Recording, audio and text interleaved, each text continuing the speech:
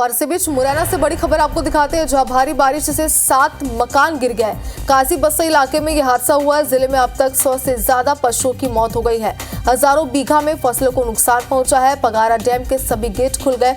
आसन और कुंवारी नदी उफान पर है। कलेक्टर ने ग्रामीण इलाकों में अलर्ट जारी कर दिया है। कलेक्टर ने सर्वे कराकर राहत राशि देने के निर्देश यहां पर दिए हैं। तो भारी बारिश की वजह से क्या स्थिति बन चुकी है आप देखिए, और इस स्थिति से आप अंदाजा लगा सकते हैं कि बारिश आफत की बारिश है। और बताया जा रहा है कि कई पशुओं की इसमें जान भी चली गई है। 100 से ज्यादा हजारों बीघा में फसलों को भारी नुकसान हुआ है, यानी कि किसानों को आर्थिक नुकसान का सामना भी यहाँ पर करना पड़ रहा है। डैम के गेट खोल दिए गए। 2 तस्वीरें आपके टीवी स्क्रीन पर है। आसन और कुंवारी नदी उफान पर है। कलेक्टर ने ग्रामीण इलाकों में अलर्ट जारी कर दिया है। और ज्यादा जानकारी के लिए हमारे सहयोगी सत्येंद्र हमारे साथ जुड़ चुके। सत्येंद्र, क्या स्थितियां भारी बारिश के बाद बनते जा रही है, हम देख सकते हैं किस तरीके का अलर्ट जारी किया गया, किस तरीके से लोगों को सावधानी बरतने की जरूरत है आगे?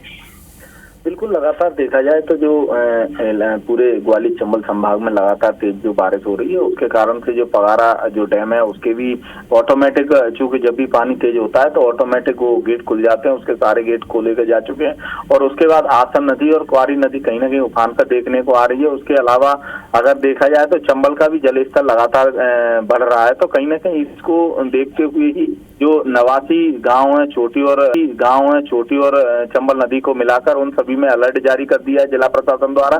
और जहां भी जो नुकसान हो रहा है, जैसे मकान गिर रहे हैं या फसलानी हो रही है, उन पर तत्काल मुआवजा देने के लिए भी कलेक्टर ने सभी एसडीएमओ को पत्र निर्देशित किया है कि तत्काल प्रभाव से इन जो भी नुकसान हो रहा है इनकी भी भरपाई की जाए। और जो फसलों का जो नुकसान हो रहा है उसका जैसे ही पानी कम होता है उसके बाद सर्वे कराया जाएगा। और सर्वे के बाद जो भी आकलन किया जाएगा कि कितना नुकसान है, उसके बाद उनको भी। लेकिन कहीं ना कहीं देखने में ये आ रहा है कि लगातार अभी 2 दिन बारिश कम हुई तो उसके बाद कहीं ना कहीं जलस्तर कम हुआ, लेकिन फिर लगातार जो 2 दिन से बारिश देखने को मिल रही है उसके कारण से कहीं ना कहीं सारी नदियां उफान पर है। और फिर अलर्ट जारी कर दिया गया है। और जो कुछ गांव के जो लोग हैं जहां गांव में पानी भर जाता है, उन लोगों को भी प्रशासन द्वारा इधर उधर शिफ्ट कर उनको भी जो सरकारी पंचायत भवन या स्कूल है उनमें भी शिफ्ट किया जा रहा है।